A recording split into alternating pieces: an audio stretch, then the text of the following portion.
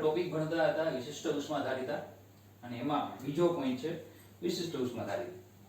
આપણે પહેલા પોઈન્ટમાં આ ટોપિકમાં પહેલા પોઈન્ટમાં ખાલી ઉષ્માધારિતા ભણી ગયા, એટલે ઉષ્મા ઊર્જાના છેદમાં તાપમાન. ચલો હવે છે વિશિષ્ટ ઉષ્માધારિતા. તો જોજો એવું કીધું જુદા જુદા પદાર્થના, એટલે બે પદાર્થો છે, બે પદાર્થો જે છે એ બરાબર અલગ અલગ પદાર્થો છે ના સમાન જથ્થાને સમાન જથ્થાની ઉષ્મા આપતા તેમના પરિણામી તાપમાનમાં થતો ફેરફાર સમાન હોતો નથી. મતલબ કે બે અલગ અલગ પદાર્થ આપણે ધારો કે એક જે છે એ તાંબુ લઈ લઈએ, એક જે છે એ ધારો કે બરાબર સોનું લઈ લઈએ. એ બંને જે પદાર્થો છે બરાબર એ છે સમાન જથ્થાના, બંને પદાર્થો છે એનો જથ્થો સમાન છે. ધારો કે બંને 1 કિલોગ્રામ લઈ લઈએ, બંનેનો જથ્થો સમાન, બરાબર એને સમાન ઉષ્મા આપો તમે, બંનેને ઉષ્મા કેવી આપો? સમાન, બરાબર. તો એના તાપમાનમાં જે ફેરફાર થાય એ ફેરફાર સમાન નથી એવું કહેવામાં આવે છે, બરાબર. બે અલગ અલગ પદાર્થો લઈ લેવાના, અલગ અલગ પદાર્થ લેવાના, એનો જથ્થો સમાન રાખવાનો, દળ સરખું રાખવાનું, એને એક સરખી ઉષ્મા આપવાની, પણ એ બંનેમાં જે તાપમાનનો ફેરફાર થાય એ સમાન હોતો નથી. આવું પ્રયોગો ઉપરથી નક્કી થયું છે. તો આપણે વ્યાખ્યા આપી છે કે વિશિષ્ટ ઉષ્માધારિતા કોને કહેવાય? તો કે એકમ દળ ધરાવતા, એટલે દળ છેદમાં દરેક પદાર્થના તાપમાનમાં 1 એકમનો ફેરફાર કરવા માટે શોષાતી કે ઉત્સર્જાતી ઉષ્માના જથ્થાને તે પદાર્થની વિશિષ્ટ ઉષ્માધારિતા કહેવાય, બરાબર. એકમ દળ એટલે દળ આવશે, એકમ દળ ધરાવતા પદાર્થના તાપમાનમાં 1 એકમનો ફેરફાર કરવા માટે. હવે ફેરફાર કરવાનો છે મતલબ કે તમે વધારો પણ કરી શકો અને ઘટાડો પણ કરી શકો, બરાબર.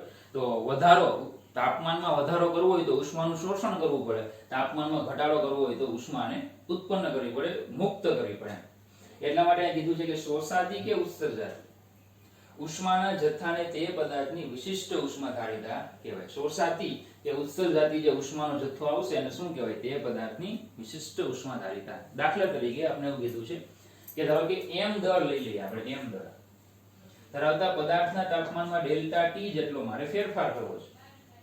માટે શોષાતી કે ઉત્સર્જન પામતી ઉષ્માનો જથ્થો ધારો કે ડેલ્ટા Q છે, તો પદાર્થની વિશિષ્ટ ઉષ્માધારિતા S = ડેલ્ટા Q ના છેદમાં m ડેલ્ટા T. એકમ દળના પદાર્થના તાપમાનમાં એકમ ફેરફાર કરવા માટે ઉત્સર્જાતી કે શોષાતી ઉષ્માના જથ્થાને તે પદાર્થની વિશિષ્ટ ઉષ્મા કહેવાય. તો તમે આને આમ પણ લખી શકો ડેલ્ટા Q / ડેલ્ટા T એટલે ઉષ્માધારિતા જે આપણે ભણી ગયા. ડેલ્ટા Q / ડેલ્ટા T એટલે Hc ઉષ્માધારિતાના છેદમાં m. ચલો આમાંથી જો ડેલ્ટા Q ને હું કરતા બનાવું તો ms ડેલ્ટા T એવું પણ લખાય. તો આ સૂત્ર આપણે ઘણી બધી વખત ઉપયોગ કરશું, એટલે આ જે સૂત્ર છે એ તમારે યાદ રાખવાનું. Delta Q = ms delta T. ચલો આના ઉપરથી ઉષ્માધારિતાનો આપણે SI એકમ લઈ લઈએ, વિશિષ્ટ ઉષ્માધારિતાનો SI એકમ. તો આનો એકમ છે જૂલ, ફેરફાર તાપમાનનો ફેરફાર કેલ્વિન, અને દળ લઈ લઈએ કિલોગ્રામમાં તો આવશે joule kilogram inverse kelvin inverse. Joule kilogram inverse kelvin inverse એનો એકમ થઈ જાય, બરાબર. તો જો શું છે ફરીથી વ્યાખ્યા શું છે કે એકમ દળ ધરાવતા પદાર્થના તાપમાનમાં એકમ ફેરફાર કરવા માટે જરૂરી ઉષ્માનો જથ્થો શોષાતી કે ઉત્સર્જાતી ઉષ્માના જથ્થાને વિશિષ્ટ ઉષ્માધારિતા કહેવાય. તો ધારો કે m દળ હોય એના પદાર્થના તાપમાનમાં ડેલ્ટા T જેટલો ફેરફાર કરવો હોય, તો ધારો કે શોષાતી કે ઉત્સર્જન પામતી ઉષ્માનો જથ્થો ડેલ્ટા Q હોય, તો ઉષ્મા વિશિષ્ટ ઉષ્માધારિતા S = delta Q / m delta T. એટલે કે વિશિષ્ટ ઉષ્માધારિતા એટલે ઉષ્માધારિતાના છેદમાં દળ. વિશિષ્ટ ઉષ્માધારિતા એટલે ઉષ્માધારિતાના છેદમાં દળ, બરાબર. ચાલો તો એકમ લઈ લઈએ તો joule kilogram inverse kelvin inverse. એની પછી છે વિશિષ્ટ ઉષ્માધારિતા પદાર્થનો એક એવો ગુણધર્મ છે કે આપેલ જથ્થાની ઉષ્માનું શોષણ થાય ત્યારે પદાર્થના તાપમાનમાં થતો ફેરફાર નક્કી કરે છે. એ કોઈ પણ પદાર્થ જે છે, બરાબર, એ કંઈક ઉષ્માનું શોષણ કરે તો પદાર્થમાં તાપમાનમાં કેટલો ફેરફાર થાય એનું માપ કોણ નક્કી કરે? વિશિષ્ટ ઉષ્માધારિતા. આપેલ પદાર્થના જથ્થાની ઉષ્માનું શોષણ થાય ત્યારે પદાર્થના તાપમાનમાં થતો ફેરફાર નક્કી કરે છે. કે કોઈ પણ પદાર્થ આપણી પાસે છે એ ધારો કે આટલી ઉષ્માનું શોષણ કરે છે તો એના તાપમાનમાં કેટલો વધારો થાય, કેટલો ફેરફાર થશે, બરાબર, એ કોણ નક્કી કરે? વિશિષ્ટ ઉષ્માધારિતા. તે પદાર્થની જાત અને તાપમાન પર આધાર રાખે છે. એટલે કે આ જે છે એ અચળાંક ફિક્સ નથી, એ પદાર્થની જાત ઉપર આધાર રાખે. જુદા જુદા પદાર્થોની વિશિષ્ટ ઉષ્માધારિતા અલગ અલગ હોય, અને બીજો શેની પર આધાર રાખે? તાપમાન પર. તાપમાનમાં ફેરફાર કરો છો એની ઉપર પણ આ ઉષ્માધારિતા આધાર રાખે, પણ દળથી સ્વતંત્ર છે, દળની હારે કોઈ લેવા દેવા નથી. દાખલા તરીકે આપણે આગળ એવું ભણી ગયા હતા કે ભાઈ કોઈ પૃથ્વીની સપાટી પર પૃથ્વી ઉપર કોઈ પદાર્થ હોય તો એની પર લાગતું પૃથ્વીનું ગુરુત્વાકર્ષણ બળ Gm/r² આવશે.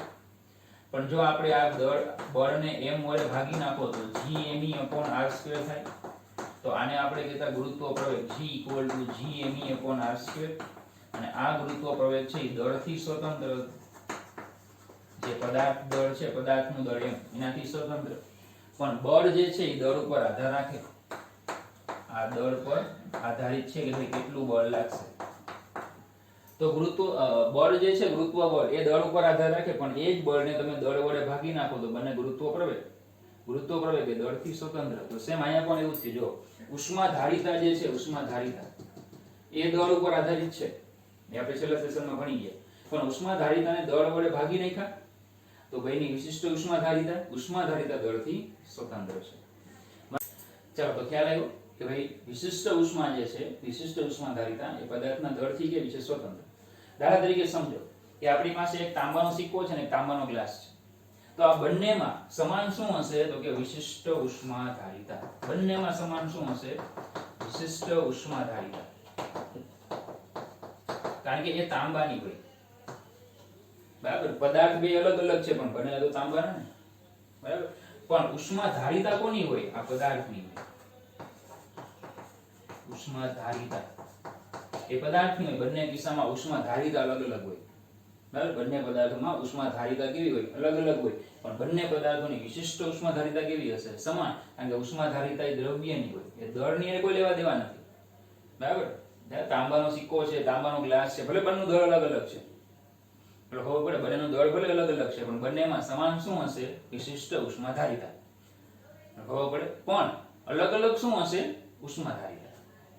બરાબર. ઉષ્માધારિતા બંને ઉષ્માધારિતા delta Q by delta T. કે ભાઈ બંને પદાર્થો છે ને તાપમાનમાં આપણે એકમ ફેરફાર કરવો હોય તો આપી પડતી ઉષ્મા બંનેમાં કેવી? અલગ અલગ. કેમ? કારણ કે બંનેના દળ કેવા છે? અલગ અલગ છે, પણ બંનેમાં સમાન શું હશે? વિશિષ્ટ ઉષ્માધારિતા. કે આ બંને જે પદાર્થો છે એનો 1 કિલોગ્રામનો આપણે પદાર્થ લઈ લઈએ, 1 કિલોગ્રામનો તાંબાનો સિક્કો લઈ લ્યો અને 1 કિલોગ્રામનો ગ્લાસ લઈ લ્યો, એ બંનેને આપણે ઉષ્મા આપો, સરખી ઉષ્મા આપો, તો બંને જે છે તાપમાનમાં ફેરફાર બંનેમાં કેવો થાય? સરખો. એને કારણે બંનેની વિશિષ્ટ ઉષ્માધારિતા સરખી થાય, પણ ઉષ્માધારિતા અલગ અલગ. તો હંમેશા યાદ રાખવાનું, વિશિષ્ટ ઉષ્માધારિતા એ કોની હોય? પદાર્થની હોય. પદાર્થની જાત ઉપર આધાર રાખે. તો બંને જે છે તાંબાના જ છે, એટલે ઉષ્માધારિતા સરખી, વિશિષ્ટ ઉષ્માધારિતા સરખી, પણ ઉષ્માધારિતા એ અલગ અલગ પદાર્થોની હોય. ખબર પડે, બરાબર. તો આ બંનેમાં સમાન શું હશે? વિશિષ્ટ ઉષ્માધારિતા, પણ ઉષ્માધારિતા સમાન હશે નહીં, બરાબર. ચાલો, તો આ થઈ ગયો આપણો બીજો પોઈન્ટ, વિશિષ્ટ ઉષ્માધારિતા, બરાબર. ચાલો, નેક્સ્ટ પોઈન્ટ લઈએ. ચાલો, પછી ત્રીજો પોઈન્ટ છે મોલર વિશિષ્ટ ઉષ્માધારિતા, બરાબર. એને આપણે C વડે દર્શાવશું. મોલર વિશિષ્ટ ઉષ્માધારિતા. એટલે મોલર વિશિષ્ટ ઉષ્માધારિતા ક્યારે વ્યાખ્યાયિત થાય? તો કે જ્યારે પદાર્થના દ્રવ્યનો જથ્થો જે છે એ કિલોગ્રામમાં ન હોય, મોલમાં હોય, બરાબર. કિલોગ્રામમાં ન હોય પણ કેવો હોય? મોલમાં હોય, ત્યારે મોલર વિશિષ્ટ ઉષ્માધારિતા વ્યાખ્યાયિત થાય. પદાર્થનો જે દ્રવ્યનો જથ્થો છે કયા એકમમાં હોય? મોલમાં હોય, તો મોલર વિશિષ્ટ ઉષ્માધારિતા વ્યાખ્યાયિત કરવામાં આવે, બરાબર. જો પદાર્થના જથ્થાનો ઉલ્લેખ મોલના પદમાં હોય, મોલમાં, તો પદાર્થની વિશિષ્ટ ઉષ્માધારિતા પ્રતિ મોલ વ્યાખ્યાયિત થાય છે. મતલબ કે જે હમણાં આપણે સૂત્ર ભણી ગયા એમાં S ની જગ્યાએ C, અહીંયા ડેલ્ટા Q ના છેદમાં m ની જગ્યાએ મોલ μ ડેલ્ટા T. તો આના પરથી બનશે ડેલ્ટા Q બરાબર μ C delta T. Delta Q બરાબર μ C ડેલ્ટા T. બરાબર. તો જો મોલ જે છે, જો પદાર્થનું દળ છે એ મોલમાં હોય તો પછી એને મોલર વિશિષ્ટ ઉષ્માધારિતા તરીકે વ્યાખ્યાયિત કરવામાં આવે. તો C બરાબર delta Q by μ delta T. બીજું અહીંથી આમ પણ લખી શકાય, C બરાબર hc બાય μ. ઉષ્માધારિતાના છેદમાં મોલ. તો આના પરથી આનો જે SI એકમ આવશે, બરાબર, એ joule, kelvin inverse, mole inverse. Kilogram આવતો એની જગ્યાએ મોલ આવશે, બરાબર. ચલો, જ્યાં C એટલે પદાર્થની મોલર વિશિષ્ટ ઉષ્માધારિતા, જ્યાં C બરાબર પદાર્થની મોલર વિશિષ્ટ ઉષ્માધારિતા. અને એ જે આધાર રાખશે એ આધાર રાખશે પદાર્થના દ્રવ્યની જાત, બરાબર, અને પદાર્થના તાપમાન પર. જે આગળ આપણે ભણી ગયા એ જ ઉષ્માધારિતા, વિશિષ્ટ ઉષ્માધારિતા જે ભણી ગયા એ જ વસ્તુ છે. ખાલી ફરક એટલો છે કે કિલોગ્રામમાં દળ એની જગ્યાએ મોલમાં આવે, બરાબર.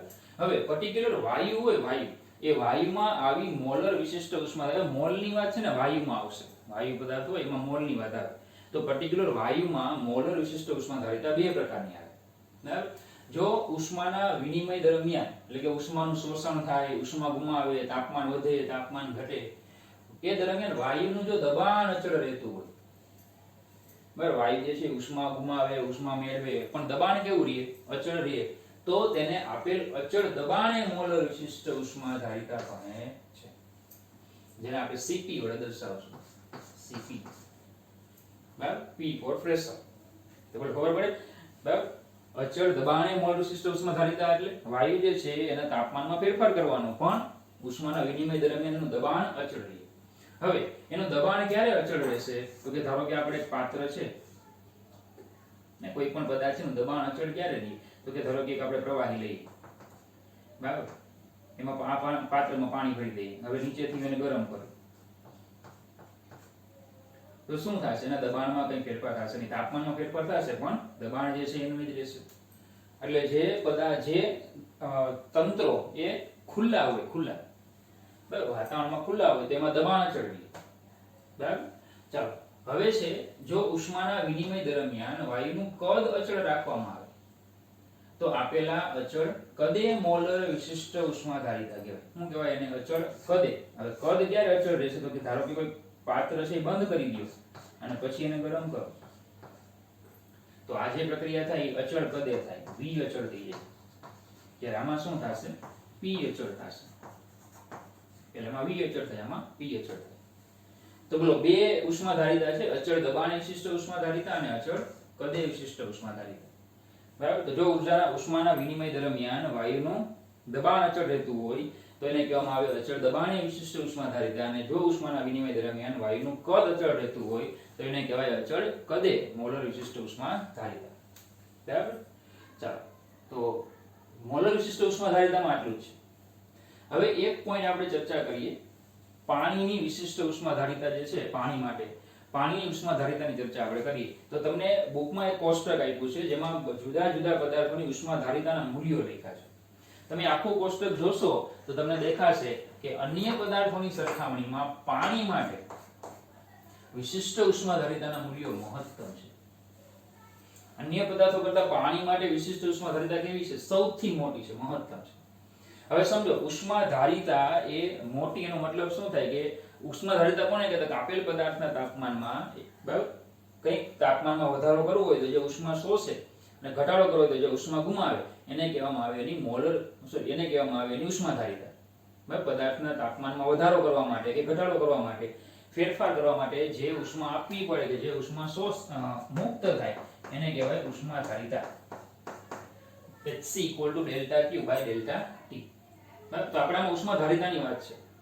તો ઉષ્માધારિતા મોટી તો એની વિશિષ્ટ ઉષ્માધારિતા પણ મોટી જ હોય. તો પાણી માટે વિશિષ્ટ ઉષ્માધારિતા કેવી છે? મોટી છે. હવે સમજો, ઉષ્માધારિતા મોટી એનો અર્થ એવો થાય કે એના તાપમાનમાં વધારો કરવા માટે વધુ ઉષ્માની જરૂર પડે. ઉષ્માધારિતા મોટી એનો મતલબ કે તાપમાનમાં વધારો કરવા માટે વધુ ઉષ્માની જરૂર પડે અને તાપમાનમાં ઘટાડો કરવા માટે વધારે ઉષ્મા ગુમાવવી પડે. ટૂંકમાં તાપમાનમાં કોઈ પણ ફેરફાર કરવા માટે ઉષ્માનો જથ્થો કેવો જોઈએ? મોટો જોઈએ, બરાબર. તો એનો મતલબ એવો છે કે પાણી જે છે એવું દ્રવ્ય છે કે ઝડપથી ગરમ પણ ન થાય અને ઝડપથી ઠંડુ પણ ન થાય. પાણી બીજા બધા પદાર્થોની સરખામણીમાં પાણી જે છે એ ઝડપથી ઠંડુ પણ ન થાય કારણ કે એને વધુ ઉષ્મા આપવી પડે, અને ઝડપથી ઠંડુ ન થાય કારણ કે એને વધારે ઉષ્મા ગુમાવવી પડે, અને ઝડપથી ગરમ પણ ન થાય કારણ કે એને વધારે ઉષ્માની જરૂર પડે, બરાબર. તો તાપમાનમાં ફેરફાર કરવા માટે વધુ ઉષ્મા જોઈએ. તો હવે આ એક ગુણધર્મ છે પાણીમાં. તો આનો ઉપયોગ ક્યાં થાય? તો કે જે આપણી ઓટોમોબાઈલમાં જે કાર હોય, આ રેડિએટર હોય, શીતક તરીકે પાણીનો ઉપયોગ થાય. તમે જોયું હોય કે જે 4 વ્હીલ છે, બરાબર, તો એમાં જે કાર છે એમાં રેડિએટર હોય, શીતક. એ એન્જિનને શું કરે? ઠંડુ રાખે. તો તો એમાં શીતક તરીકે કોનો ઉપયોગ થાય? પાણીનો. કેમ? કારણ કે એન્જિન ગરમ થાય એટલે પાણી ગરમ થાય, પણ પાણીને ગરમ થવા માટે વધારે ઉષ્માની જરૂર પડે, એટલે લાંબા સમય સુધી રહે ઠંડુ. લાંબા સમય સુધી શું થશે? ઠંડુ રહેશે. વધુ ઉષ્મા જોશે કે નહીં? એને આખું જે પાણી છે તાપમાનમાં વધારો થવા માટે વધારે ઉષ્મા જોશે.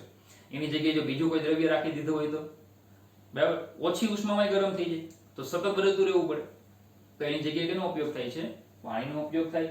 સેકન્ડ, ગરમ પાણીની બેગ માં તાપક તરીકે આપણે જે શેક કરીએ તે, ગરમ પાણીની કોથળી જે આપણે કહીએ ને શેક કરીએ, તો આપણે ગરમ પાણીની રાખીએ છીએ. એમાં પાણી ભરીએ પણ કયું? ગરમ. કેમ? તો કે ઝડપથી ઠંડુ ન પડે. એના માટે એને ઉષ્મા વધારે ગુમાવવી પડે, અને વધારે ઉષ્મા ગુમાવે ત્યારે વાર લાગે. એના માટેનો સમયગાળો મોટો થાય, એટલે લાંબા સમય સુધી ગરમ રહે. તો પાણી એવું છે કે જેને ઠંડુ પડતાય વાર લાગે અને ગરમ થતાય વાર લાગે. એને ગરમ થતા વાર લાગે એને કારણે કારમાં રેડિએટર તરીકે ઉપયોગ થાય, બરાબર. અને ઠંડુ પડવા વાર લાગે એને કારણે પાણીની બેગ જે છે, ગરમ પાણીની બેગ, એમાં તાપક તરીકે પણ એનો ઉપયોગ થાય, બરાબર. ચાલો, પોતાની ઊંચી વિશિષ્ટ ઉષ્માધારિતાને કારણે ઉનાળામાં જમીન કરતા પાણી ખૂબ ધીમી ગતિથી ગરમ થાય. સીધી વાત છે, તમને કીધું ઉનાળામાં જમીન જલ્દી ગરમ થાય, પણ પાણી એની ઉષ્માધારિતા તો મોટી છે એટલે એ ઝડપથી ગરમ થશે નહીં. તો એનો મતલબ કે ઉનાળાના સમયમાં તમને પાણી છે કેવું લાગશે? પ્રમાણમાં ઠંડુ લાગશે, બરાબર. ધારો કે તમે દરિયા કિનારે કે સરોવર કિનારે ઉભા હોય તો જે પવનો પાણીની સપાટી પરથી આવશે એ આપણને કેવા લાગશે? ઠંડા. કેમ? કારણ કે એ પાણી કેવું હોય છે? ઠંડુ હોય છે. તો એ ઉપરની હવાને પણ શું કરે? ઠંડી કરે. એટલે પાણીની સપાટી પરથી જે પવન આવતો હોય આપણને કેવા અનુભવ હશે? શીતક પવન, ઠંડા. તો જો જેને કારણે સમુદ્ર પરથી આવતા પવનો શીતળ હોય છે, ઠંડા પવન હોય છે. આપણે ઠંડકનો અહેસાસ થાય. સમુદ્ર પરથી આવતા પવનમાં આપણને ઠંડકનો અનુભવ થાય. એ કોને કારણે? તો કે પાણીની ઉષ્માધારિતા, વિશિષ્ટ ઉષ્માધારિતા મોટી હોવાને કારણે આપણે આવું અનુભવીએ. ત્રીજું છે પારો. પારો જે છે, સોરી, બીજું છે એ પારો છે. પારો તમે જોશો કોષ્ટકમાં તો પારાની વિશિષ્ટ ઉષ્માધારિતા બહુ ઓછી છે, અને પરિણામે એને ઓછું તાપમાન મળે ને, ઓછી ઉષ્માનું શોષણ કરે તો પણ એના કદમાં મોટો ફેરફાર થાય. ઓછી ઉષ્મા આપશો ને તો પણ શું થશે? તાપમાનમાં મોટો ફેરફાર થાય, બરાબર. અને આને જ કારણે પારો જે છે એનો ઉપયોગ થર્મોમીટરમાં થાય છે. સમજો તો પાણીનો ગ્લાસ ભર્યો છે, તમે એમાં થર્મોમીટર નાખો એટલે પારો જે છે એ શું થશે? તાપમાન ગરમ પાણી એટલે પારો છે ઊંચાઈ આવે, તો પારો શું કરશે કે એ જે પાણી જે છે એમાંથી ઉષ્માનું શોષણ તો કરશે ને, અને ઉષ્માનું શોષણ કરશે, બરાબર. તો પછી તાપમાન આપણને ખોટું બનાવશે, કારણ કે પાણીમાંથી તો ઉષ્મા શોષી લીધી એને, ખબર પડે. પણ એવું થતું નથી. કેમ? કારણ કે પારાની ઉષ્માધારિતા કેવી છે? ઓછી છે. એટલે જે તે તંત્ર છે એમાંથી ઉષ્માનું શોષણ કરશે, પણ કેવું શોષણ કરશે? ઓછું, બહુ ઓછું શોષણ કરશે. અને આ જ લાક્ષણિકતાને કારણે પારાનો ઉપયોગ શેમાં થાય છે? થર્મોમીટરમાં. ખબર પડે, બરાબર. તો ઉષ્માધારિતા વધુ હોવાના પણ ફાયદા છે, ઉષ્માધારિતા ઓછી હોય એનો પણ ફાયદા છે. પણ ખાસ યાદ શું રાખવાનું? જેની ઉષ્માધારિતા વધારે હોય એના તાપમાનમાં ફેરફાર કરવા માટે વધારે ઉષ્મા જોઈએ, જેની ઉષ્માધારિતા ઓછી હોય એ તાપમાનનો ફેરફાર કરવા માટે ઓછી ઉષ્મા જોઈએ, બરાબર. તો ચલો, આ આખો ટોપિક આપણો થઈ ગયો વિશિષ્ટ ઉષ્માધારિતા. એમાં 4 મુદ્દાઓ આ પ્રમાણે છે. ઓકે, ચલો નેક્સ્ટ ટોપિક છે કેલોરીમેટ્રી. ચલો, પહેલા કેલોરીમેટ્રી એટલે તાપમાનનું માપન, બરાબર. ઉષ્માનું માપન જે આપણે કરીએ એમાં પહેલું કેલોરીમેટ્રી એટલે ઉષ્માનું માપન, બરાબર. જેમ થર્મોમેટ્રી એટલે તાપમાનનું માપન, એમ કેલોરીમેટ્રી એટલે શું થાય? ઉષ્માનું માપન. હવે સમજો, ઉષ્મા માપવાની છે આપણે, તો તંત્ર અને તેના પરિસર, કારણ કે આપણી પાસે તંત્ર છે અને પરિસર, એની બાજુનું જે બધું આવરણ છે તે તંત્ર અને તેના પરિસર વચ્ચે ઉષ્માનું આદાન પ્રદાન અથવા વિનિમય થતો ન હોય તો એવા તંત્રને અલગ કરેલું તંત્ર કહેવામાં આવે. યાદ રાખજો, આવું તંત્ર છે ને અલગ કરેલું તંત્ર કહેવાય. વધુ સારી રીતે લખવું હોય તેમ કહેવાય કે ઉષ્મીય રીતે, ઉષ્મીય રીતે અલગ કરેલું તંત્ર કહેવાય. એટલે તંત્ર બહુ બધી રીતે અલગ થાય, રાસાયણિક રીતે થાય, વિદ્યુતની દ્રષ્ટિએ થાય, બરાબર, યાંત્રિક રીતે થાય, એમ ઘણી બધી રીતે તંત્ર અલગ કરેલું હોય. પણ આપણે અહીં ચર્ચા કરી છે ઉષ્મીય રીતે. તો ઉષ્મીય રીતે અલગ કરેલું તંત્ર કોને કહેવાય? તો કે જો તંત્ર અને તેના પરિસર વચ્ચે ઉષ્માનો આદાન પ્રદાન કે વિનિમય થતો ન હોય. મતલબ કે ધારો કે આપણી પાસે એક તંત્ર છે તો એ ઉષ્મા વાતાવરણમાં ગુમાવે પણ નહીં અને વાતાવરણમાંથી ઉષ્મા મેળવે પણ નહીં. જો આવું કોઈ તંત્ર હોય તો એને અલગ કરેલું તંત્ર કહેવાય, બરાબર. ચલો, જ્યારે અલગ કરેલા તંત્રના જુદા જુદા ભાગો જુદા જુદા તાપમાને હોય હવે ધારો કે અલગ પેલું તંત્ર છે, ધારો કે 2-3 ઘટકોથી બને છે, એક આખું તંત્ર છે આપણી પાસે, એમાં ઘણા બધા 2-3 પદાર્થો છે, બરાબર. તો પણ બધા પદાર્થોના તાપમાન અલગ અલગ છે. એક જ ધારો કે એક જ બોક્સમાં આપણે અલગ અલગ ગ્લાસમાં પાણી રાખીને મૂકી દઈએ, બધાનું તાપમાન અલગ અલગ, એટલે એમ કહેવાય કે તંત્રના અલગ અલગ ભાગો, બરાબર, બધાના તાપમાન કેવા અલગ અલગ, બરાબર, જુદા જુદા તાપમાને હોય. તો શું થશે, જે ગ્લાસમાં ઊંચું તાપમાન હશે એ ઉષ્મા ગુમાવશે, અને જેનું ઓછું તાપમાન હશે એ ઉષ્મા મેળવશે, અને પરિણામે આખા જે તંત્ર છે એમાં એક સરખા તાપમાનવાળું પાણી, બરાબર, નિર્માણ થઈ જશે, બરાબર. પણ આવું ક્યારે થશે, તો કે વાતાવરણમાં કોઈ પણ ઉષ્મા ગુમાવાય નહીં, એટલે કે તંત્ર કેવું હોય, કમ્પ્લીટલી અલગ કરેલું હોય. તે વધુ ઉષ્મા વાળો જે ભાગ છે, ઊંચા તાપમાન વાળો ભાગ છે, ઉષ્મા ગુમાવશે, અને ઓછા તાપમાન વાળો ભાગ છે ઉષ્મા મેળવશે. પણ પરિસર કે વાતાવરણમાં કોઈ પણ પ્રકારની ઉષ્મા ગુમાવાતી નથી. તો જો કે જ્યારે અલગ પહેલા તંત્રના જુદા જુદા ભાગો જુદા જુદા તાપમાને હોય, ચલો ભાગોમાં તમને ખબર પડી કે એક જ તંત્રમાં ઘણા બધા ઘટકો હોય, ત્યારે ઊંચા તાપમાન વાળા ભાગમાંથી ઉષ્માના જથ્થાનું નીચા તાપમાન વાળા ભાગમાં વહન થશે. તો મેં કીધું કે અલગ અલગ પ્રકારના ગ્લાસ છે, બધાના તાપમાન અલગ અલગ છે, બરાબર. તો જે ગરમ હશે એ પાણી ઉષ્મા ગુમાવશે, અને જે ઠંડુ પાણી હશે એ ઉષ્મા મેળવશે, બરાબર. તો ઉષ્માનું વહન ક્યાંથી ક્યાં થશે, ઊંચા તાપમાન વાળા ભાગમાંથી ઉષ્માના જથ્થાનું નીચા તાપમાન વાળા ભાગમાં વહન થાય. ઊંચા તાપમાને રહેલા ભાગે ગુમાવેલી ઉષ્મા, જે ઊંચા તાપમાને હોય શું કરે, ઉષ્મા ગુમાવે, અને નીચા તાપમાને હોય તે ઉષ્મા મેળવે. આ કેવી હશે, બરાબર. કેમ, કારણ કે તંત્ર અલગ કરેલું તંત્ર છે, વાતાવરણમાં કોઈ પણ પ્રકારની ઉષ્મા ગુમાવાતી નથી. તો ઊંચા તાપમાને જો જે તંત્ર છે ઉષ્મા, બરાબર, ગુમાવે, નીચા તાપમાને જે ઉષ્મા મેળવે, બરાબર, તો એ બંને કેવી હશે, બરાબર. કેલોરીમેટ્રી એટલે ઉષ્માનું માપન, હમણાં કીધું તમને. તો જો પરિસર વડે ઉષ્મા ગુમાવાતી ન હોય, બરાબર, તો ઊંચા તાપમાને રહેલ વસ્તુને બીજી નીચા તાપમાન રહેલ વસ્તુના સંપર્કમાં લાવવામાં આવે, ત્યારે ગરમ વસ્તુએ ગુમાવેલી ઉષ્મા, ઠંડી વસ્તુએ મેળવેલી ઉષ્મા બરાબર થાય છે. એટલે એ જ વસ્તુ ફરી પાછી અહીંયા લખી છે, નવું કોઈ વસ્તુ નથી. પરિસરમાં ઉષ્મા ગુમાવાતી નથી, તો પણ આગળ પણ કીધું આપણે, ભાઈ આખું જે તંત્ર છે એ કેવું છે, ઉષ્મીય રીતે અલગ કરેલું તંત્ર છે, એટલે પરિસરમાં તંત્ર કોઈ ઉષ્મા ગુમાવતી નથી, બરાબર. તો જે ગુમાવાતી ન હોય, પરિસર વડે ઉષ્મા ગુમાવાતી ન હોય, તો ઊંચા તાપમાન રહેલ વસ્તુએ બીજી નીચા તાપમાન રહેલી વસ્તુના સંપર્કમાં આવે, કે ભાઈ ધારો કે આપણી પાસે આ બે વસ્તુઓ છે, બરાબર, આનું તાપમાન છે ઊંચું છે, આનું તાપમાન નીચું છે, તો આ બંને સંપર્કમાં આવશે, તો આ વસ્તુ જે છે એ ઉષ્મા ગુમાવશે, અને નીચા તાપમાન રહેલી વસ્તુ છે ઉષ્મા મેળવશે. પરિસરમાં કોઈ ઉષ્મા ગુમાવાતી નથી, તેથી કરીને આ જેટલી ઉષ્મા ગુમાવશે આ એટલી જ ઉષ્મા મેળવશે. એટલે બંને કેવી હશે, બરાબર. ઊંચા તાપમાન રહેલા પદાર્થે ગુમાવેલી ઉષ્મા, નીચા તાપમાન રહેલા પદાર્થે મેળવેલી ઉષ્મા બરાબર થાય. બંને ઉષ્માઓ છે એ સરખી હશે. ઉષ્માનું માપન કરી શકાય તેવી રચનાને કેલોરીમીટર કહેવાય. જે ઉષ્મા માપે, જેમ થર્મોમીટર માપે એને આપણે જે તાપમાન માપે થર્મોમીટર કહીએ આપણે, થર્મોમેટ્રી. એમાં જે કેલોરીમીટર છે એ શું કરશે, ઉષ્મા માપશે, કેલોરીમેટ્રી તરીકે ઓળખવામાં આવે, બરાબર. તો જે ઉષ્માનું માપન કરે એને શું કહેવાય, કેલોરીમીટર. હવે મીટર કંઈક આ રીતે હોય છે, ધારો કે એક બોક્સ છે, આ જે છે એક બોક્સ છે, એ તાંબુ કે એલ્યુમિનિયમ નું હોય છે. એક બોક્સ છે આખું, બરાબર, તાંબા કે એલ્યુમિનિયમ નું એક બોક્સ હોય, બરાબર. ચાલો, એ બોક્સ ની અંદર, બરાબર, આપણે એનું જ તાંબા કે એલ્યુમિનિયમ નું એક પાત્ર રાખેલું હોય, બરાબર. એક જે છે એક પાત્ર રાખ્યું છે, આ શું છે, ધાતુનું એક પાત્ર છે, જે છે એ જ ધાતુનું હોય બધું, એક પાત્ર છે, બરાબર. ચાલો, તો એક બોક્સ લેવાનો, એ બોક્સમાં એ પાત્ર મૂકવાનું, પછી જે બાકીનો ભાગ હોય ને એ બાકીના ભાગમાં ગ્લાસ વૂલ, આજે આ બાકીનો ભાગ આખો છે કે નહીં, આવો એ આખો ભાગ છે એને શું કરવાનો, ગ્લાસ વૂલ, કાચનું ઊન એવું કહેવામાં આવે, ગ્લાસ વૂલ, કાચનું ઊન. એ શું છે, ઉષ્મા પ્રતિરોધક દ્રવ્ય છે. એ શું છે, ઉષ્મા પ્રતિરોધક દ્રવ્ય, ઉષ્માનો અતિ અવાહક છે, ઉષ્માનું બહુ સરળતાથી વહન કરતો નથી, બરાબર.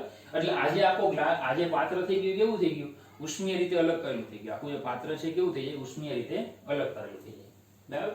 ઘણી વખત આજે બહારનું જે આ પાત્ર છે એ તાંબા કે એલ્યુમિનિયમનું ન લેતા એ ઘણી વખત લાકડાનું પણ બનાવવામાં આવે છે. તાંબુ કે એલ્યુમિનિયમ ન રાખતા એ ઘણી વખત છે ને હોય લાકડાનું બનાવવામાં આવે, બરાબર. ચાલો, તો એને બોક્સ જે છે બેઝિકલી તાંબુ કે એલ્યુમિનિયમ નથી તો લાકડાનું હોય છે, એની અંદર આ પાત્ર મૂકેલું હોય, એ પાત્રની બધી બાજુ શું હોય, કાચનું ઊન ભરેલું હોય, ગ્લાસ વોલ ભરેલું હોય, જેથી કરીને અંદરની જગ્યાએ ઉષ્મા છે બહાર ન જાય, બહારની ઉષ્મા અંદર ન આવે. ચલો એમાં આ જે બોક્સ છે એમાં બે છિદ્રો કર્યા હોય, આ થર્મોમીટર રાખેલું છે તાપમાન માપન કરવા, અને આ ભેળક છે, ભેળક આ સળી હોય જે અંદર રહેલા બરાબર જે દ્રવ્ય છે એને મિક્સઅપ કરે. સમજો ખરેખર શું હોય છે કે ધારો કે આપણે આમાં પાણી ભરી દઈએ તો બહારથી એક હજુ વધારે રચના હોય છે આ રીતે, આમાંથી વિદ્યુત પ્રવાહ આવશે, આ જેટલો પ્રવાહ આવશે આ ગરમ થશે, અહીંયા ગુચરું રાખેલું હોય, ગુચરું કેવું થાય, ગરમ થાય, ગરમ થાય એટલે I2RT પ્રમાણે ઉષ્મા ઉર્જા ઉત્પન્ન થાય, અને અહીંયાથી પ્રવાહ જે છે પાછો બહાર જશે, તો ઉષ્મા ઉર્જા ઉત્પન્ન કરશે, તો એ ઉષ્મા કોને મળશે, પાણીને મળશે. ઓલો ભેળક શું કરશે, એને ભેળવશે, સમરસ બનાવશે, એમ જે કે ઉષ્મા છે એ આખા પાત્રમાં સમાન રીતે આખું પાણીથી એક સરખું ગરમ થાય, તો ભેળકની મદદથી એ કરવામાં આવે. તો આ I2RT પ્રમાણે ઉષ્મા ગુમાવશે અને પાણી શું કરશે, ઉષ્મા મેળવશે, પાણી ધીમે ધીમે ગરમ થશે અને પરિણામે એની મદદથી આપણે કેટલી ઉષ્મા જે છે એ એને ગુમાવી કે મેળવી એ આપણે ગણી શકશું. બરાબર. તો જો એક જ ધાતુ જેવી કે તાંબુ અથવા એલ્યુમિનિયમ માંથી બનાવેલ ધાતુ પાત્ર અને તે જ ધાતુનું ભેળક ધરાવે છે. તાંબુ કે એલ્યુમિનિયમનું પાત્ર હોય અને એ ધાતુનું ભેળક હોય. આ પાત્રને ગ્લાસ વૂલ જેવા ઉષ્મા રોધક દ્રવ્યો ધરાવતા લાકડાના આવરણમાં મૂકવામાં આવે. શું કીધું તમને, બેઝિકલી જે આખું આવરણ છે, જે આખું જે આ પાત્ર છે એ મોટા ભાગે લાકડાનું હોય છે, પણ ઘણી વખત તાંબાનું પાત્ર જે છે એનો પણ યુઝ થાય છે, પણ મોટા ભાગે લાકડાનું પાત્ર હોય, ગ્લાસ વૂલનું લાકડાના આવરણમાં મૂકવામાં આવે. બહારનું આવરણ ઉષ્મા કવચ તરીકે વર્તે છે, એટલે બહારનું આખું આવરણ ધારો કે લાકડાનું બનાવી દઈએ તો એ કેવું થઈ ગયું, ઉષ્મા કવચ. પાછું એની અંદર ગ્લાસ વૂલ, અને અંદરના પાત્રમાંથી થતો ઉષ્માનો વ્યય ઘટાડે. અંદરથી જે ઉષ્માનો વ્યય થશે એ શું થાય, ઘટાડે. ટૂંકમાં આખું તંત્ર કેવું થઈ જાય, ઉષ્મીય રીતે અલગ કરેલું. આખું જે તંત્ર છે કેવું બનશે, ઉષ્મીય રીતે અલગ કરેલું. બાહ્ય આવરણમાં એક છિદ્ર, એવું લખ્યું છે એક છિદ્ર, પણ ખરેખર એક છિદ્ર ને કેટલા છિદ્રો હોય, બે. એક છિદ્ર કોના માટે, થર્મોમીટર માટે, અને એક છિદ્ર કોના માટે, આપણે જે ભેળક રાખ્યો છે એના માટે. બરાબર. તો બાહ્ય આવરણમાં એક છિદ્ર હોય છે જેના દ્વારા કેલોરીમીટરમાં પારાવાળું થર્મોમીટર દાખલ કરવામાં આવે છે. તો મેળવેલી ઉષ્મા અને ગુમાવેલી ઉષ્મા સમાન હોય છે. આનો સિદ્ધાંત છે કેલોરીમેટ્રીનો, કેલોરીમીટરનો સિદ્ધાંત. મેળવેલી ઉષ્મા અને ગુમાવેલી ઉષ્મા બંને કેવી હોય, સમાન. તો આ આખું થઈ ગયું કેલોરીમેટ્રી. કન્સેપ્ટ બહુ ઈઝી છે, મેળવેલી ઉષ્મા બરાબર ગુમાવેલી ઉષ્મા લેવાની છે, પણ આ દાખલા જે છે એ બહુ મહત્વના છે. એટલે બરાબર, ખાલી આટલા આમાં આખું આપણે યાદ તો ખાલી એક જ વસ્તુ રાખવાની છે, મેળવેલી ઉષ્મા અને ગુમાવેલી ઉષ્મા સમાન. ધારો કે એક પાણીનું પાત્ર છે એમાં બરફ નાખો તો બરફ શું કરશે, ઉષ્મા બરાબર મેળવતો જશે, પાણી ઉષ્મા ગુમાવશે. તો આપણે ગણશું કે ભાઈ પાણી કેટલી ઉષ્મા ગુમાવે અને બરફ કેટલી ઉષ્મા મેળવે. બરાબર. તો એક્ઝામ્પલ બહુ મહત્વના છે, એક્ઝામ્પલ આવશે ત્યારે બધી વધારે ખ્યાલ તમને આવશે, ચર્ચા થશે. ઓકે, ચાલો નેક્સ્ટ પોઈન્ટ લઈએ.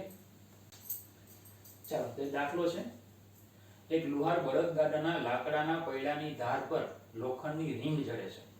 તો બળદગાડું છે એનું લાકડાનું પૈડું છે, બરાબર. હવે એની ઉપર એ જે લુહાર છે ને શું કરવાનું છે, તો કે એક લોખંડની રીંગ એને જડિત કરવાની છે, એની ઉપર બેસાડવાની છે, ફિટ કરવાની છે. આ રીતે રચના કરી છે, અંદર પૈડું છે, આ જે છે એ પૈડું છે, અને એની ઉપર બેસાડવાની છે લોખંડની રીંગ. આવું કરવાનું છે. ચલો, 27°C તાપમાને પૈડાની ધાર અને રીંગના વ્યાસ આપણને આપ્યા છે. તો તાપમાન આપ્યું છે 27°C, T1 27°C તાપમાને પૈડાની ધારનો વ્યાસ એને આપણે D1 કહી દઈએ તો 5.243 મીટર, અને રીંગનો વ્યાસ એને આપણે D2 કહી દઈએ 5.231 મીટર છે. બરાબર. જો ધ્યાન આપજો, પૈડાની ધારનો વ્યાસ જો 5.243 છે અને રીંગનો વ્યાસ 5.231 છે, અને આને આપણે આની પર ચડાવી છે, સીધી વાત છે, નો જ ચડે, કારણ કે પેલાનો વ્યાસ મોટો છે, આનો વ્યાસ નાનો છે. બરાબર. આ વ્યાસ નાનો છે ને આ વ્યાસ મોટો છે, તો આખરું આની પર ચડે, આ કઈ આંકડું થઈ જાય. બરાબર. તો આપણે શું કરવું પડશે કે આ જે રીંગ છે એ રીંગને ગરમ કરવી પડશે. રીંગને ગરમ કરશો બરાબર, ગરમ કરીને એનો વ્યાસ લગભગ આના જેટલો કરી દેવો પડે. રિંગને ગરમ કરીને રિંગનો વ્યાસ લગભગ આટલો કરવો પડે, બરાબર, જેથી કરીને એ રિંગ છે એ લાકડાના પૈડા ઉપર પછી સરળતાથી ચડી જાય. પછી ઠંડી પડશે એટલે શું થઈ જાય? ફિટ થઈ જાય. ઠંડી પડશે એટલે ફિટ થાય. તો જો આપણે રકમમાં કીધું છે, જો તો રિંગને પૈડાની ધાર પર ચડવા માટે કેટલા તાપમાન સુધી ગરમ કરવી પડે, એટલે આપણે તાપમાન, અંતિમ તાપમાન ગોતવાનું છે T2. આલ્ફા એલ આપ્યો છે 1.2 × 10⁻⁵ કેલ્વિન. તો રિંગના વ્યાસમાં ફેરફાર કરવો છે તો આપણું સૂત્ર delta L equal to alpha L L delta T. આ સૂત્ર કોના માટે લગાડવાનું? રિંગ માટે, કારણ કે ફેરફાર બધો કેમાં છે? રિંગમાં છે. તો રિંગનો વ્યાસ ડેલ્ટા ડી2, રિંગનો વ્યાસ એટલે ડેલ્ટા ડી2, ડેલ્ટા એ ની જગ્યાએ ડેલ્ટા ડી2 બરાબર આલ્ફા એલ, ડી ની જગ્યાએ ડી2 ડેલ્ટા ટી. ડેલ્ટા ડી2 બરાબર આલ્ફા એલ ડી2 ડેલ્ટા ડી2. માં લંબાઈ માટે હતું એવું તમે વ્યાસ માટે મૂકી શકો, ત્રિજ્યા માટે મૂકી શકો, બધા માટે સૂત્ર એપ્લાય કરી શકાય, બરાબર.